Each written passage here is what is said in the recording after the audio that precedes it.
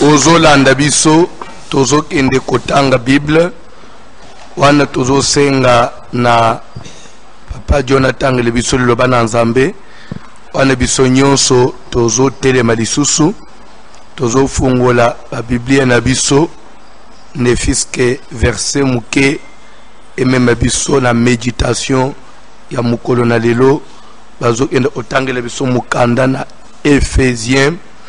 Éphésiens chapitre 6 verset 18. Éphésiens 6 verset 18e. Bazo tangela biso liloba na Nzambe bisko ozali ozotelema po batanga Bible.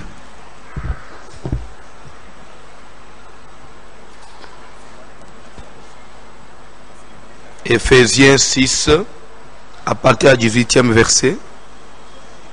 Lettre de Paul aux Éphésiens, chapitre 6, à partir du verset 18, nous lisons au nom de Jésus de Nazareth. Faites en tout temps par l'Esprit toutes sortes de prières et de supplications. Bosala na tango nyonso na kokamba mana mulimo balulenge nyonso ya losambo ba modele nyonso ba sorte nyonso ya prière. Veillez à cela avec une entière persévérance. Et priez pour tous les saints. Priez pour moi, afin qu'il me soit donné, quand j'ouvre la bouche, de faire connaître hardiment et librement le mystère de l'évangile,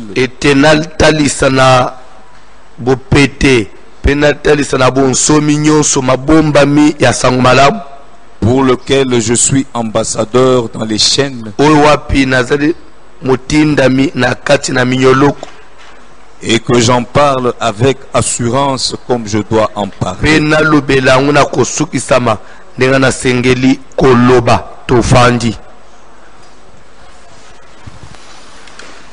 Quand j'ai dit Tofandi, c'est par rapport à Yomu Tozananda, Bible Zolbete, faites en tout le temps. Bossala na tango nyonso. Faites en tout le temps. Et de la nata ya ma lam, et de la nata ma bé, na moment favorable ou défavorable, faites en tout le temps. Toutes sortes de prières. Pour Paul, il faut prier. Natango nyons, il faut que prier na moment nyons, il faut que prier na ngunga nyons selon Paul. Faites en tout le temps toutes sortes de prières. Lorsqu'il dit toutes sortes de prières, il dit olbanini. Il dit olbaki prière, il a prière de profukama ite. Prière à prière à supplication te. Prière à prière à mawate. Prière à prière à kosenga te. Il dit toutes sortes. C'est qu'il y a plusieurs sortes de prières. C'est qu'il y a plusieurs types, plusieurs modèles au sambela. Le lenga au sambela, c'est les belés. Pour les obéiter, vous variaka. Vous variez, le lenga au prier. Vous variez, le lenga au sambela. Les ongango tombo kineti kalateao. Il faut pas mettre le coronavirus. Il faut te tombo kana losam. Il faut te revendiquer badroit na besoin que banana ensemble. Il dit faites en tout le temps toutes sortes de prières et de supplications. Il dit et des supplications, c'est-à-dire supplier Dieu. C'est-à-dire que moment il y a supplier Nzambe zalaka na kati na prière. prière de supplication. Il dit faites en tout temps toutes sortes de prières et de supplications. Mais pourquoi on a supplié? Parce qu'il y a des choses qui ne dépendent pas de nous et qui dépendent lorsque Dieu le voudra. C'est pourquoi nous devons le supplier. Nous devons nous soumettre à lui. Nous devons nous soumettre à sa volonté. Nous devons implorer mawanaye. Neti na moma oyi. Ezali moma ya implorer mawana nzambe. Motema na nzambe lemba. Motema na nzambe simbama. Parce que jusque là, ce qu'on tali par rapport aux réalités, par rapport à ce qui se passe, il n'y a pas d'espoir. Et jusqu'à là, l'UR moko ya espoir exaté. Ya otala taboyi qui va promettre non. Donc selon l'homme, espoir exaté. Et au contraire, selon les informations, on nous dit que pays, même les pays qui sont les plus touchés, ils s'attendent encore au pire. Pour dire que même nous nous attendons encore au pire. C'est-à-dire que selon Mayele Yabato Mukili, la maladie est en train de prendre de l'ampleur. Chaque jour qui passe, nombre ya ba contaminé ezomata, nombre ya décès ezomata. Et ba pays où ils qui même on dirait qu'ils allaient été ils allaient pas toucher. Et jour pour jour, ba nombre ya contaminé ya ba mboka ezomata. C'est-à-dire que on est en train encore d'aller vers vraiment na gravité ya makambo. C'est que selon Mukili il y a des espoir exaté, mais surtout avec espoir exaté pas nzambe. C'est pourquoi on dit faites en tout temps toutes sortes de prières. L'église a un seul devoir, c'est de prier. Église singile sambel na tango batu ya mukili, na tango ba gouvernement ya mukili bazo bimisaka ba mbongo osala boye mais bisoto osambela. À chacun son travail. Le travail de l'église, c'est de se mettre à genoux, c'est d'implorer la grâce de celui qui a le dernier mot, d'implorer la grâce de celui qui veille. L'Éternel des armées, moutoua veille, alikola mukiloi, moutoua kela lola, moutoua kela mabele, moutoua kela bikela munyos azalaka, wazana liloba suka azalaka, wazana pouvoir à olobake, ça s'arrête pe telemi azalaka. Pour le dire, et des supplications. Il faut te supplier, il faut te bondeler dans le sambo. Il ajoute et dit veillez à cela. Donc ce que dans l'église Sengeli et là c'est la prière. C'est pourquoi je t'exhorte place aux Hollandais pour ne pensez pas que comme on a dit qu'il n'y a pas l'église, c'est que c'est le moment pour toi au lala, c'est le moment pour toi au paiement, c'est le moment pour toi au salaire n'importe quoi. Non, au moment où tous ça un effort na bisognos pour tous aller toujours ensemble. Pour to lengi sayo pour to la muso toujours esprit na yo pour que distraction côté pour que sommeil spirituel est côté pour que Satan a profité. C'est pour que tous ça le nyonso na tine te place yo zali on est toujours connecté, tout est toujours na vie à l'osambo na tine te la muka au telema na prière na tine te koti sa munguna te na tine te kanga porte. Veillez à cela, vous senzela, à cela à quoi? Na kosambela, vous veillez na telle prière, vous veillez na telle vie de prière, vous veillez na telle température spirituelle, na tinete et BCT, température spirituelle qui t'était, vie à prière qui t'était, le colère veillez zate, le colère prière dans l'église zate, n'est-ce yo sombre non, pour les hommes te faites en tout le temps. Toutes sortes de prépé, veillez à cela. En tout cas, vous fungula miso. Na likambwana vous fungula miso. Priez pour tous les saints. Priez pour tout le monde. Vous avez le moment où nous devons prier. Même pour des gens qui sont na kati na pasi. Bazana bazo pema na ba bonbonne.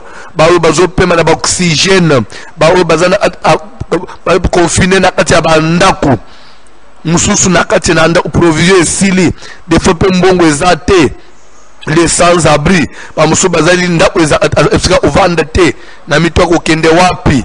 Bien aimé, c'est ça l'état à soutenir église ça rôle la église ça bolingo na yango église c'est esprit sacrifice ya au soutenir balingi. Priez pour tous les saints, priez pour tout le monde, priez pour ceux qui sont malades, priez pour ceux qui sont dans les lits des hôpitaux, priez pour ceux qui ba mususu les lois zobela neti na bamikili ya poto wana akomi kobenga hôpital bazoyamba te azobenga ambulance ezoya te akomi kobundabunda yemu parce que bakoya bakocheye wapi hôpital etondi ba hôpital militaire etondi on a mis maintenant en place les hôpitaux de campagne capacité na ngupe ezo ogaga ate vous trouvez que muto omina suka maile ya muto suki ba memba ba maskoi eza susté bilo onyos ba bonbon esili c'est-à-dire que maile na muto suki mais na minute biso église to salanine priez pour tous les saints priez pour tous les enfants de Dieu soutenez les autres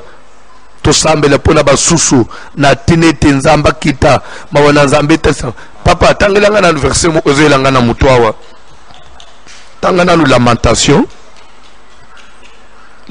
de Jérémie chapitre 5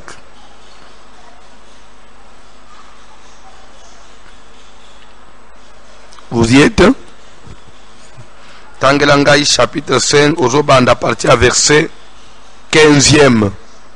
Lamentation de Jérémie chapitre 5 tobanina verset 15 pour comprendre pourquoi il faut tout prier pour prier en tout le temps veiller à cela avec une entière persévérance na likambo prier pour persévérer quelle que soit condition beaucoup de temps pour persévérer pour prier.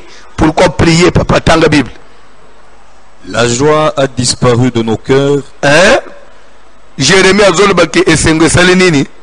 Esengo esili na mitema na biso na moment oyo nani azaso na esengo o vivre esili. Jérémie azobete la joie a disparu de nos cœurs. Toke papa. Le deuil a remplacé nos danses. Le deuil a remplacé nos danses. Bisika ya kobina, bisika kokende ba feti, bisika kokende ba boîte de nuit, kokende ba bar komela, même le dimanche, bisika to lelo to alakati ya kobina, kokumisa nzambe ko sauter, lelo eza matanga nde remplacer. Jérémie azoba ke la bisika kobina, lelo to bina alikominde era ya matanga. Esengo esili au contraire matanga nde ezibisika ya esengo tanga Bible papa. La couronne de notre tête est tombée. Ekoti ya lokumu weza ina mituna biso sale nini ekoyi. Malheur à nous mawana biso parce que nous avons péché.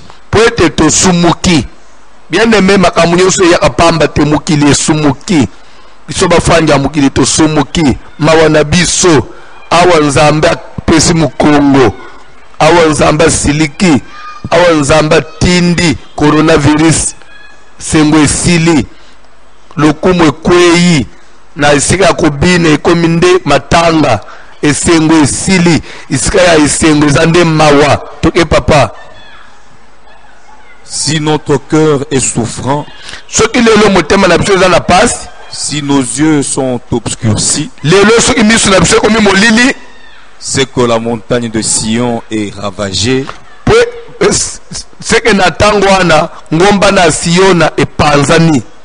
C'est que les renards s'y promènent.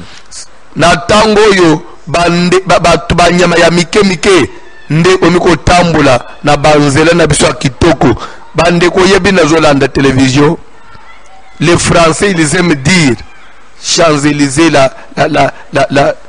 la route la plus belle du monde. Namoni la route la plus belle du monde déserte. Moutazo tambula te Nathalie Tour Eiffel déserte. Nathalie na États-Unis ba bisika nyuso ba kitoko wana Nathalie na ba plage nyuso ya kokanga. Ozo mituna batu bakei wapi? Batu bakei wapi? Bandeke nde zoleka. Jérémie azolobete banzela ya Sion ekominde barenale nde bakomi kotambula isika ya batu batambula batu basala ba promenade ekominde ya ba pigeon esengo ekei wapi moma ya bu moma matanga tanga Bible papa. Toi l'Éternel, yo Yahweh, tu règnes à jamais. Mais yo oza korenye seko na seko même na tango biso toza konfine na bandako Yahweh atikele nzambe lui il règne. Yazo tambula yazo ende partout yazo a coronavirus c'était tanga Bible papa. Ton trône subsiste de génération en génération. Pourquoi nous oublierais-tu pour toujours? Nzambe pone nini kobosa na biso pona libela? Nous abandonnerais-tu pour de longues années? Vraiment Nzambe kotika biso vraiment tangu mulai boye. Likamboye ko kende tiwap 4 semaines, 1 mois, to kende 2 mois. Maladi ezo mataka caravage ezo kende kokoba na kokoba. Jeremia zo tuna Nzambe okotika biso tiwapi eko umele tingonga boni esengo sili matanga nde koti mekozala tiwapi eko umele timu koloboni okotika biso pendant combien de temps? Lamentation de Jérémie. Toke papa, fais-nous revenir vers toi, ô Éternel. Zongi sabiso liboso na yo vie zonga batu bazonga kotambola mukile zonga bomoye zonga to église zonga to zonga kokumisa to zonga osambela tala prière to sengeli to sala. Faites en tout temps toutes sortes de prières to senga na zamba sala nini azonga célébration sengo ba culte zonga ba voyage zonga commerce zonga batu bazonga misala ba hôpital vie zonga lelo na muto zo soigner bazotalisa beaucoup de personnel soignant bango bakuyi ba victime ba médecin bakufi ba infirmier bakufi ba onyoso lelo babandi nanu oyamba dans un premier temps bakawana on ne savait pas qu'il s'agissait de quelle maladie bazoyamba ka batu et belé baza contaminé bazotalisa na Italie basango ebele bakende osambelela bato na bahôpitaux ndenge ezalaki papa naza na hôpital osambelela ngai alors ye ake osambelela moto sango yeba ke c'était coronavirus lelo achelo osambelela moto azongi contaminé ye mo opakufi ndebo basango ebele nde bakufi na modèle wana ce qui était osambelela bato na hôpital na tuni Nzambe na ngai nazolanda papa moko alobi l'ère deuxième guerre mondiale et Salamaki lui avait à peu près 2 ans 8 ans comme ça ce qu'il disait, mais depuis à Kola Tilelo à Tikale au mon événement où à modèle c'est pour la première fois à Zomone et Moukile Telem. Ça c'est plus que la guerre mondiale parce que c'est mondial. Tous les pays sont touchés, tout est aux arrêts et tout le monde est confiné chez soi, tout le monde enfermé, même Mukonzi Mboka, même Moutinho Sodo Nakati Nandaku, Premier ministre Nakati Nandaku, Yon Nanokende Osimba Nani, c'est-à-dire que tout le monde coffré, prison obligé. Et faites en tout le temps de prière, veillez à cela. Natine Tenzamba Zong, c'est la biso Sengo. Vieux Zonga, Jérémie Azoba que fait nous revenir vers toi. Seigneur, tozongela ndakuna Nzambe, tozongela bakulte na biso, juna dimanche, juna lero tozo bina, tozo pumbo esengo etonji na motema, tozo umisa Nzambe na biso alola.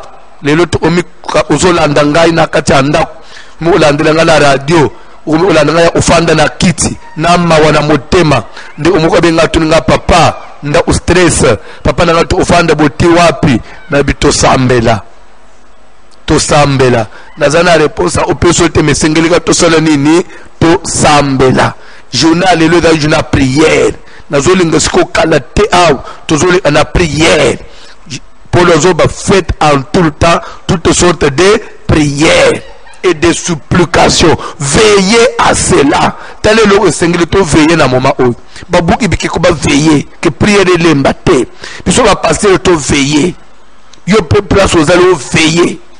Veillez à cela, à la vie de prière. Veillez à ce que moto lo sambo matakaka. Ne donnez pas l'accès au diable. Tu peux s'occasion na bandokité. Ba yo profiter si mama kamboy. Baya kubamba yo mususu ekoma wa kufa coronavirus nzo ande bale ko lia parce que na minute aussi to bambu na so ya Afrika to sambela makasi soki bambu na Afrika community poto makambane commune maladie comme niveau ya contagion et comme ndengeza na poto bandoki ba ko profiter makasi c'est pourquoi to pesa bango nzela te to kangela bango porte au nom de Jésus.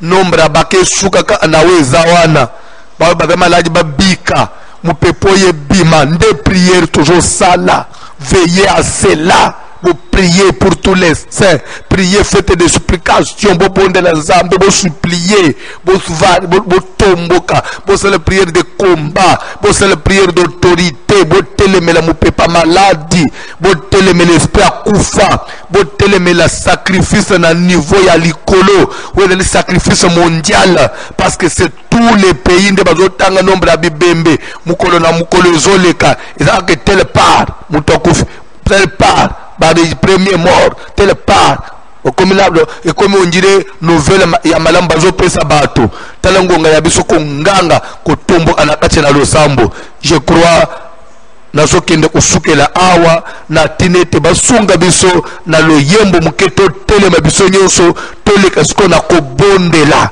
Veillez à cela avec une entière persévérance. Donc, on peut persévérer la prière. Bazo sunga biso na loyembo bisiko ozali na nda kutelema sikoyi. To kumisa nzambe to yemba muke na sima. To kende ko sambela. Bien-aimé, moi je crois que lokoyo et que zosusungonga mulaite parce que Jérémie a lobi na lamentation, Seigneur okotika biso ti wapi. Ate tumbo ango e kozongonga boni. Okopesa biso mukongo pona tangu boni. Jesus. Oh, riba bachipanda chetu Yesu wa Munazareti, haleluya. Ndogo chetu Yesu wa Munazareti, haleluya. Ndogo chetu Yesu wa Munazareti. Oh, riba bachipanda chetu Yesu wa Munazareti, oh, haleluya. Ndogo chetu Yesu wa Munazareti, oh, haleluya. Yesu wa Munazareti, oh, eriba babakadi batu konga bukora bwe, haleluya. Batu konga bukora bwe, haleluya. Batu konga bukora bwe, awe tuzambi masamanea nyema mujinade, haleluya. Nyema mujinade, oh, eri baba masamanea nyema mujinade, oh, eri baba banjelulwayi lwayi tulomanza, oh, eri baba banjelulwayi lwayi tulomanza, haleluya. Lwayi tulomanza, awe tuzambi banjelulwayi lwayi tulomanza, haleluya. Lwayi tulomanza, haleluya. Lwayi tulomanza, oh, haleluya, haleluya, amen, haleluya, haleluya, haleluya, eyo sana, haleluya, mwana wa Nzambi wa mudulu, haleluya, haleluya, haleluya, mana yidina ledilo lo ne twimbila Yesu misambo, haleluya, haleluya,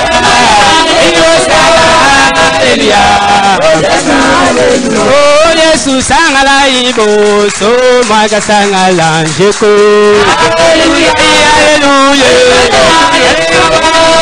haleluya, aina lingi komona ikamwana yo nabo moyinanga otikanga ite yawe, nalingi komona bikamwana yo nabo moyinanga otikanga ite, oyo nalingi komona bikamwana yo nabo moyinanga otikanga ite yawe, nalingi komona bikamwana yo nabo moyinanga otikanga ite, oyo nalingi kosimba ilakala yo na misala nanga olokotikanga ite yawe, nalingi komona bikamwana yo nabo moyinanga otikanga ite, oyo nalingi kosimba ilakala yo na misala nanga otikanga ite yawe,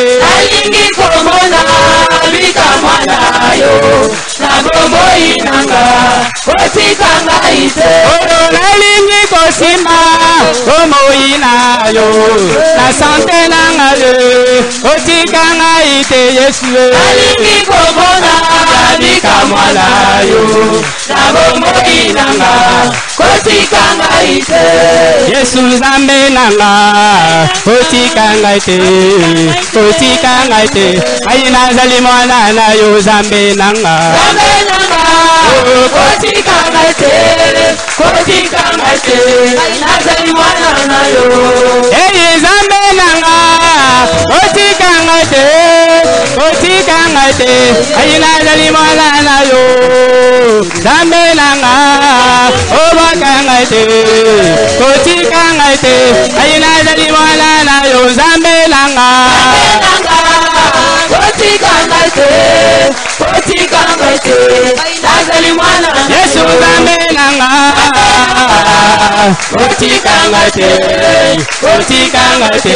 ayina zali mwana na yo eyi natango ya pasi natango malade otikanga ite ayina zali mwana na yo Yesu Nzambe nanga otikanga ite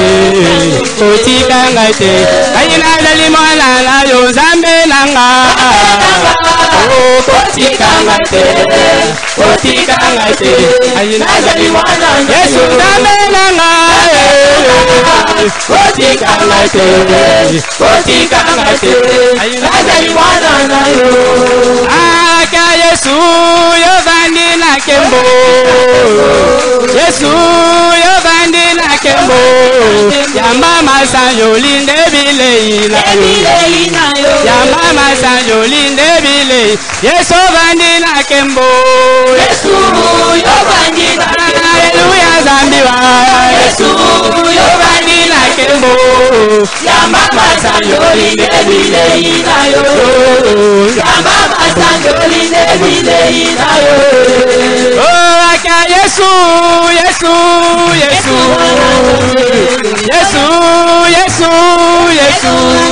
yamba masanyo linde bilei na yo yamba mabonde linde bilei oh Yesu vandi na kembo Yesu yovandi na kembo haleluya zambiwa Yesu yovandi na kembo yamba masanyo linde bilei na yo yamba masanyo linde bilei na yo haleluya Yesu yonde kolo na kembo Yesu yonde tela motema yamba mabonde linde bilei na yo yamba mabonde linde bilei Yesu vandi na kembo Yesu yovandi na oh haleluya haleluya Yesu yovandi na kembo yamba masanyo linde bilei na yo yamba masanyo linde bilei na yo ya Yesu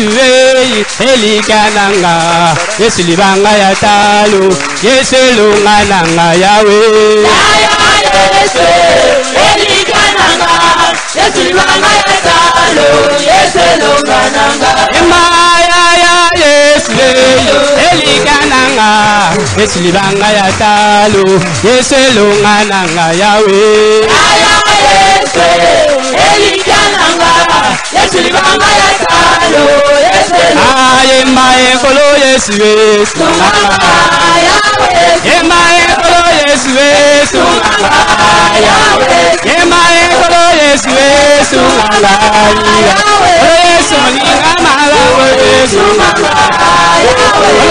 ninga malawe Yesu ninga malawe Aminanga ya tango nyoso Aminanga ya tango nyoso Ayina tobi ya sunganga Ayina tobi ya sunganga Yesu ninga malawe Mana koni kobanga Ayina koni kobanga Ayina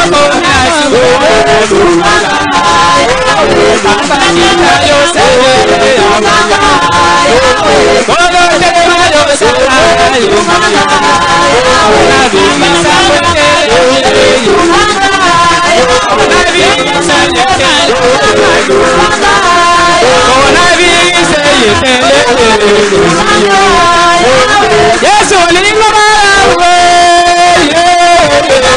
Yesu mulingo yasowe Yesu mulingo malawe Yesu mulingo yasowe Onyananga yatango nyoso Onyananga yatango nyoso Arina komina tozokende d'abord kumisa Nzambe kopesa Yesu bakombo na ya lukumu kotonda ye botongi parce qu'azali Nzambe maître à temps pe ya circonstance. Bible veut te qui dira qu'une chose arrive sans que l'Éternel n'ait ordonné.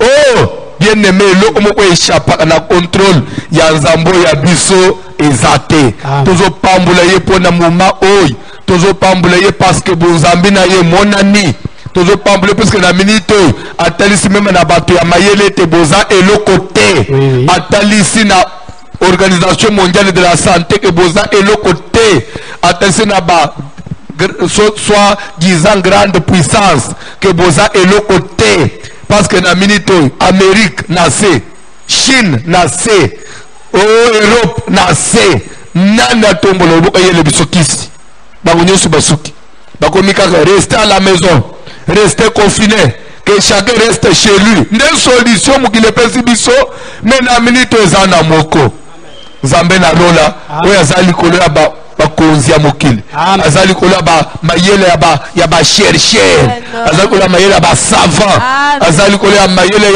ya ba même ba praticien ya mboka na biso na tuna kilobi ba pasteur ya miracle baza wapi ba pasteur basa miracle ase kusele biso bato ya coronavirus ba pasteur basa abikama wana ba pasteur ba monaka na Congo soki muto kufiye Nzamba sala isaki likambo nyonso ya Congo ye Nzamba la isaki bamonaki corona te ndenge nini tomoni pasteur moko tamonaki yango pe lelo muto azobima azate na bao basololaka na Nzambe ba prophète aminene lelo bake wapi bapesa biso solution le réconcilie siko boya o no namonaki yango lelo ya koloba obi lelo na minute oyo obimi opesi solution mukili mobembe betele o maboko libota na we bongi des siècles lelo obimika na solution pesi ba italien wana combien okozwa na mukili lelo papa sere ya nguya baza wapi oba bazalaka azosala prière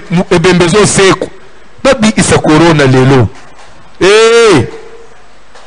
batradi praticien bachercheur bapharmacien minene na minute oyo lukumu ezali ya Yesu Kristo tozokende kopambulo ya biso walonga liwa wasekwisa Lazare il s'appelle l'Éternel des armées Jésus de Nazareth yenda bongi na lokumu tozopambula ye tosambeli na Kongo na Jésus oh Yesu yende oleki bango oleki banganga oleki batradi praticien oleki bachercheur oleki bapharmacien oleki gouvernement ya mokili oleki bagrande puissance osusi kolo ya nyonso Yesu ozali kolo ya nyonso za balola ozali kolo ya nyonso moyengi mene libanga na talo kolo osi na kabila na yuta nzambe monene koma na yo letola wana yo papa sokola wana yo mokonzi letola wana yo moyengo mene letola wana yo papa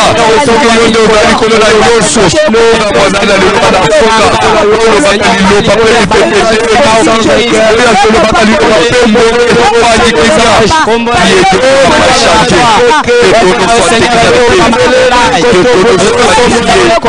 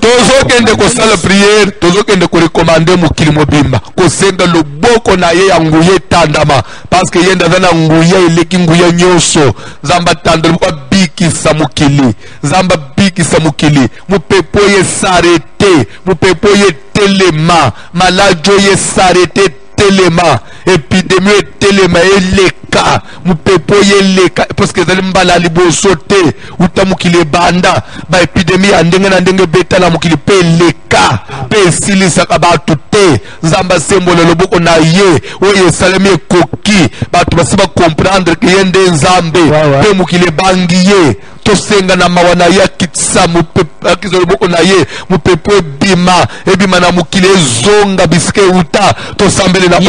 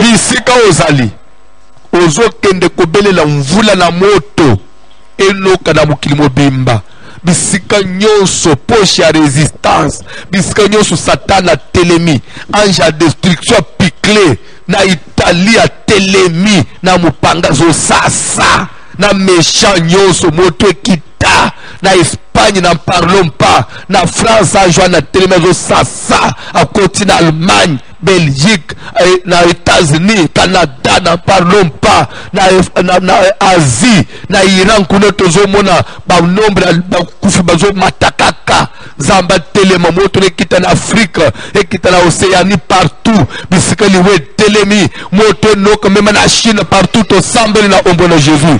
Dans le nom puissant de Jésus.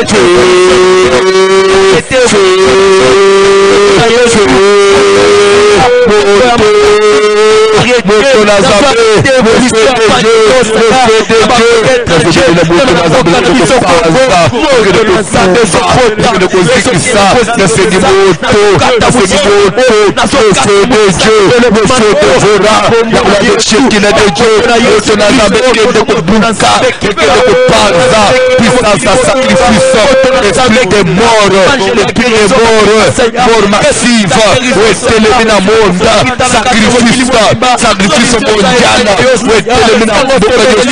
tous les quatre coins de la terre, que le feu de Dieu puisse se brûler, puisse se consumer, puisse ravager l'esprit des morts, l'esprit des morts des sacrifices, toi qui es mort des sacrifices, yo somoli mouloko, yo bien à l'isolo, l'âge messager de la mort, je t'envoie la zonga, la demeure na yo, dans le nom de Jésus, nous obéissons la moto, nous obéissons la moto, le feu de Dieu, le feu de l'Éternel,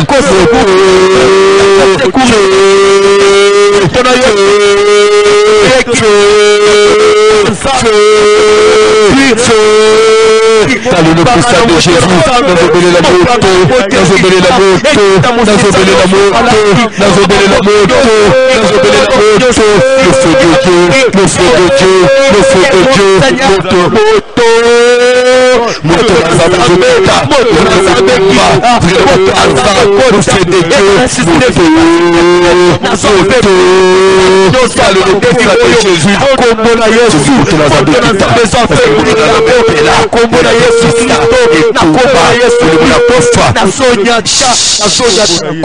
bazo sur le sol à l'oyem.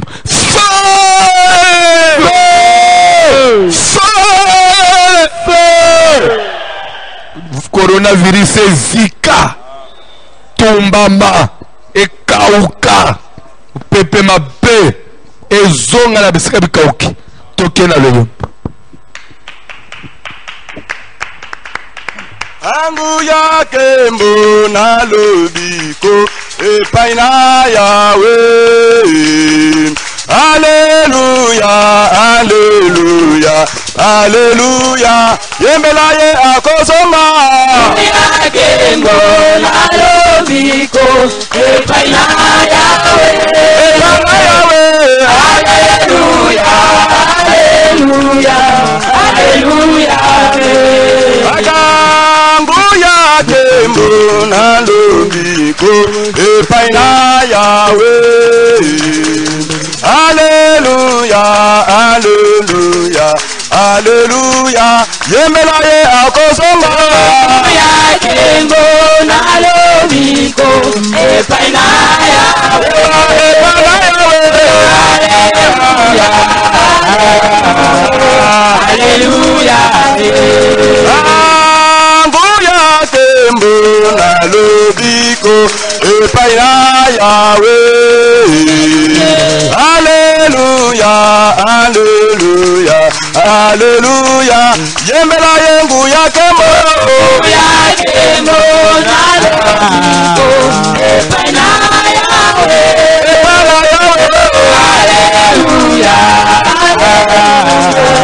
Alléluia, alléluia. Mbele yo, Yahweh mbele yo. Mbele yo, Yahweh mbele yo. Mbele yo, Nzambe mbele yo. Mbele yo, Yahweh.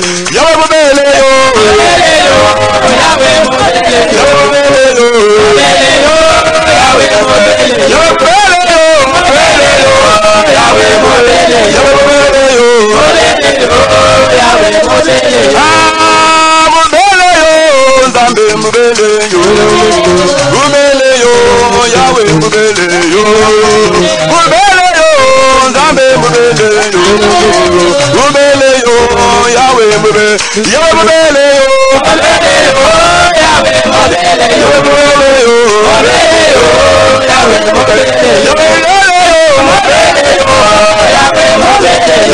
Mbele yo, Vive les Seigneur. 10 000 tomberont à ta droite et 1000 à ta gauche. Toi, tu ne seras pas atteint. aux autres qui nous confesser. Toi, tu ne seras pas atteint. Aux autres qui nous confesser. Ti makambo ekosel. Esimba yote. Esimba libota na yote. To yokate. Kende ko confesser na munoko. Vezali promesse ya bana na Nzambe. 10 000 vont tomber ici à ma droite. À ma gauche, 1000 bakoui. Po balungwa na droite. Bakoma na gauche. C'est que baleki na ngai. Mais ba sauter ngai. Balungwa na droite, bakesimba na gauche mais ba sauter yo na katikati. C'est la promesse de Bebsobana na Nzambe. Kende ko confesser. Le boko na Nzambe bomba yo. Et bomba liboto no bisika nyonso bazali. Makile na Yesu film. Ata bakutani par hasard na mutu contaminé. Ni le sans effet. To sambela na ombo na Jésus. Kolo sungangaye, Yahweh sungangaye, sungangaye, Kolo Yesu sunganga, ay moko na kopite Yahweh, papa sunganga, ay moko na silima yele, Kolo sungangaye, Kolo sungangaye,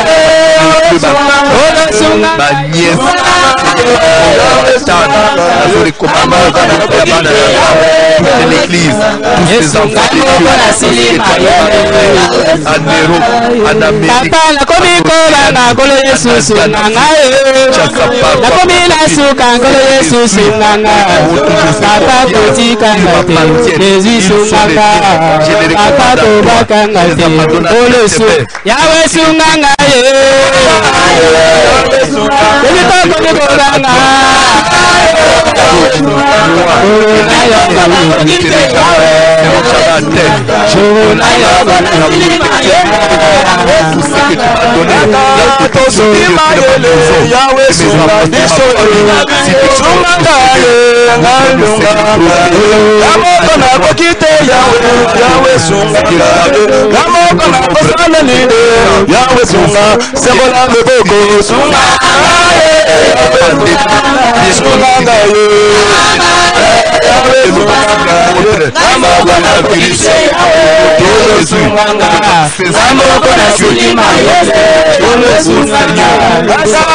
Atana l'office de Jésus.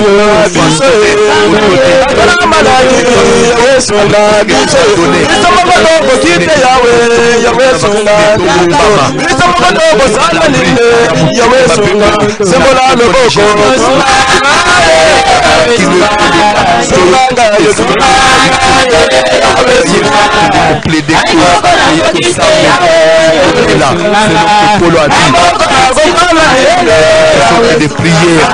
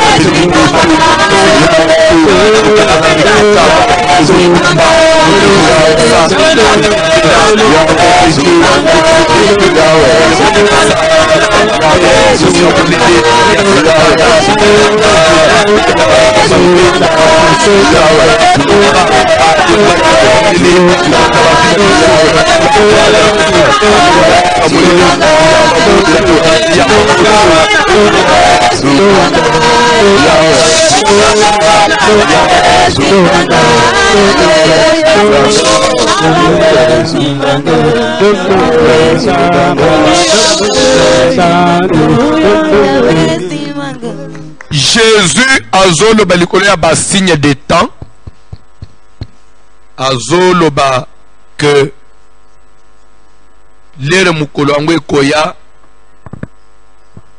ekozala somo des deux qui seront sur les lits, moko ozwama moko otikala, mibale basi mibale ba ozala bazobete biloko na liboka, moko ozwama moko otikala. Pe azoloba ete bosambela pona mukolo yango ete ekuta bino aniverte et mukolo ya malilité, parce que ozala somo, comme pour dire que tokoki ko bondela nzamba changer même temps, soki toko sambela même pona le jour du Seigneur azoba bo sambela que cela et surprendre bino na iverte tozo sambela pe pona mu pepe oy tozo senga na nzambe semaine tozo bandeza la suka. Amen. Sila changement ekota tozo sambela nzambe tocha kondima to lela to plaider cause à batu nyonso to supplier ye semaine tozo banda na bandela to yoka solution to sambelela omona Jésus emba ekolo Yesu sunganga sapako mina suka sabu ya bien sapako mina banga ya bien Jésus sapako tikanga Jésus kotanga bila tobele ya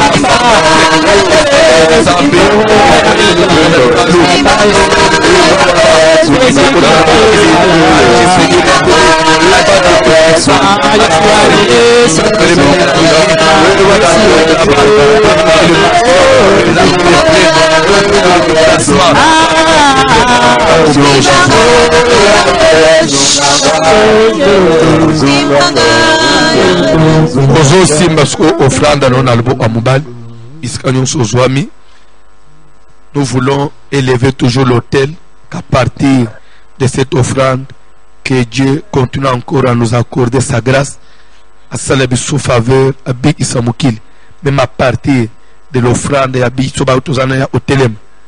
Prière na biso na libonza na biso motema na Nzambe simbama tosambeli na ombo na Jésus place nyonso zolanda ngai uzana poto uzana Congo uza partout en Afrique uzozwa biso recapter biso kende osimba libonza na amobali présentango pa na Nzambe tosambeli na ombo na Jésus kolo nazo présenter offrande na moko weza le fruit ya musala na ye na moma oya passe na moma oya matanga na moma oyo ya confinement asimbi offrande parce que zo reconnaître bon Nzambe na yo ndima libonza ya moko na moko qu'à travers libonza lobiko ekota obikisa mokili maladi elungwa na mokili lobiko ota na mokili wabazana bambeto yawe babika ba reprendre bonne santé nombre ya baka ebando kende na ko diminuer nombre ya décès ekende ko stopper au nom de Jésus lobiko ekota mokili mobimba na kombo na Jésus. Amen. On nous lit nos communiqués, on nous communique d'abord le numéro de téléphone par lequel tu peux faire parvenir ton offrande. Ceux qui sont à l'extérieur du pays, vous savez toujours comment vous avez procédé, vous procédez pour nous faire parvenir cela, soit à partir d'un transfert via ma compte, vous allez afficher. Yo mutozolanda na Ishasa ukotinda na M-Pesa, Orange Money, Airtel Money. Au cas contraire tu ne sais pas quoi accéder na babilo wana bomba offrande na yo kinomu olozamba osala e prière zonga okupusana okotia mais évitez d'injurer au simbango parce que c'est un bien sacré déjà. Bazotanga biso ba numéro à téléphone prière et solité kolungwana te osela communiquer parce que c'est chaque jour lobby lundi 17h30 mardi c'est chaque jour à partir à 17h30 to bando utanaboy aussi longtemps que solution aux allant de monanité pour garder chaleureux toujours prier puis toujours landa ba communiquer nyos ko bosa na te chaque 23h babuki biki kopé ba kozala toujours en ligne landa pona yo mutu ya M-Pesa